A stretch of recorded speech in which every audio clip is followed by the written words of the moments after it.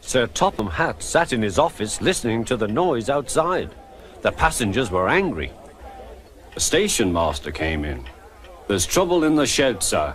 Henry is sulking, there's no train, and the passengers are saying this is a bad railway."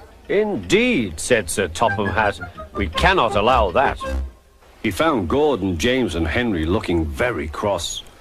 "Come along, Henry, it's time your train was ready."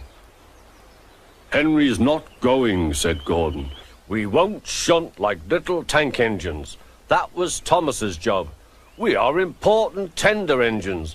You fetch our coaches and we will pull them. Tender engines don't shunt." "We'll see about that," said Sir Topham Hatt. "No engine on my railway is too important for small jobs." And he hurried away to find Edward. The yard has never been the same since Thomas left to run his branch line, he thought sadly. Edward was shunting. "Leave those freight cars, please, Edward," said Sir Topham Hatt. "I want you to push coaches for me in the yard." "Thank you, sir, that will be a nice change." "That's a good engine, off you go then."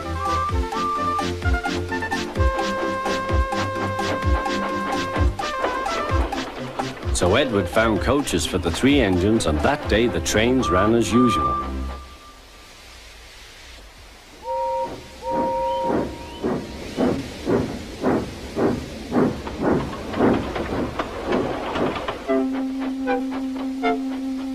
But next morning Edward looked unhappy.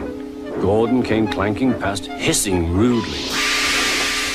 "Bless me," said Sir Topham Hatt. "What a noise!"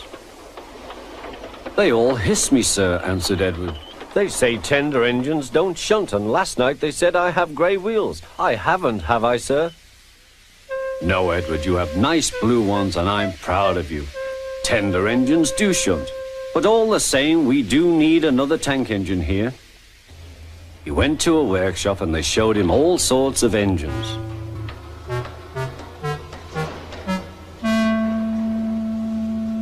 At last he saw a smart little green engine with 4 wheels.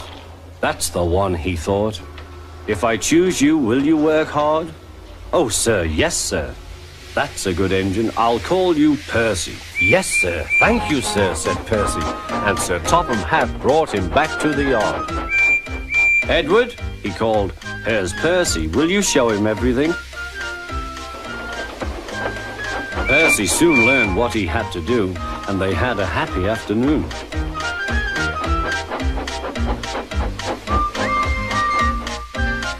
Then Henry came by, hissing as usual.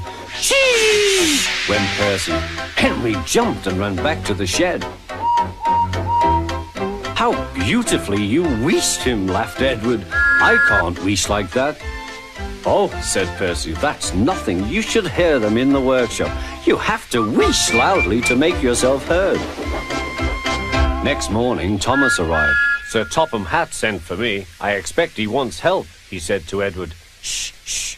Here he comes," replied Edward. "Well done, Thomas. You've been quick. Listen, Henry, Gordon, and James are sulking. They say they won't shunt like little tank engines. So I have shut them up, and I want you both to run the line for a while." "Little tank engines, indeed," snorted Thomas. "We'll show them." "And Percy will help too." "Oh, sir, yes, sir, please, sir," answered Percy. Edward and Thomas worked the main line, greeting each other as they passed by. Percy puffed along the branch line. Thomas was anxious about Annie and Clarabel, but both driver and conductor promised to take care of them. There were fewer trains, but the passengers didn't mind. They knew the 3 other engines were having a lesson. Gordon, James, and Henry were cold, lonely, and miserable. They wished now they hadn't been so silly.